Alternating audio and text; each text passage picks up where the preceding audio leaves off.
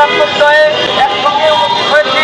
মিরপুরের কর্মরত বিভিন্ন গণমাধ্যমের সিনিয়র এবং জুনিয়র সংবাদকর্মীবৃন্দ, আমাদের আজকে এখানকার উপস্থিত রিজন সেটি হচ্ছে আমাদেরই একজন সহকর্মী গাজীপুরের প্রতিদিনের কাগজ পত্রিকার স্টাফ রিপোর্টার আসাদুজ্জামান শহীদ।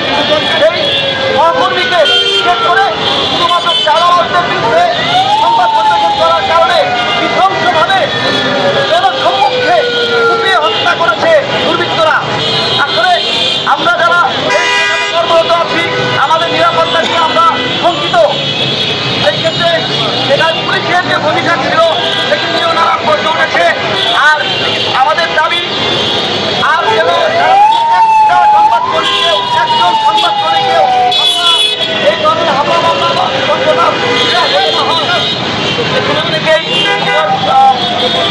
আছেন তারা কথা বলবেন।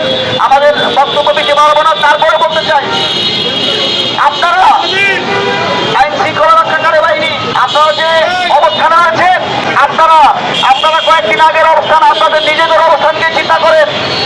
আমি বলতে চাই বাংলাদেশ পুলিশ বাহিনী তথা আইন শৃঙ্খলা রক্ষাকারী বাহিনী আপনাদের আর আমাদের কাজ আলাদা কোনো কিছু নয়। আপনাদের কাজ আইন প্রয়োগ করা, আমাদের কাজ অসঙ্গতিগুলিকে যেগুলি আপনারা দেখেন না সেগুলি আমরা আপনাদের দেখে নেই। আমরা যদি কোনো প্রতিবেদনে যাই অনুসন্ধান করি তাকে বলা হয় অনুসন্ধানী প্রতিবেদন। আপনারা যদি অনুসন্ধান করেন তাকে বলেন তদন্ত প্রতিবেদন। ওই একই তদন্ত প্রতিবেদন গোয়েন্দা সংস্থা করলে তাকে বলা হয় গোয়েন্দা প্রতিবেদন। সুতরাং যার যার অবস্থান থেকে নিজেদের ঐক্যবদ্ধভাবে একসাথে সমাজ গঠনে কাজ করতে হবে। আমার সহকর্মীবৃন্দ অনেক দাবি করেছেন যে স্বরাষ্ট্র উপদেষ্টা যিনি আছেন তিনি যদি সঠিকভাবে তার দায়িত্ব পালন করতে না পারেন বিকল্প চিন্তা করতেই পারেন। আমরা আমাদের নিরাপত্তা চাই, আমরা জনগণের তথা দেশে কর্মরত সকল সাংবাদিকদের নিরাপত্তা চাই। এই কথা বলেই আজকে সংক্ষিপ্ত বক্তব্য শেষ করছি। ধন্যবাদ।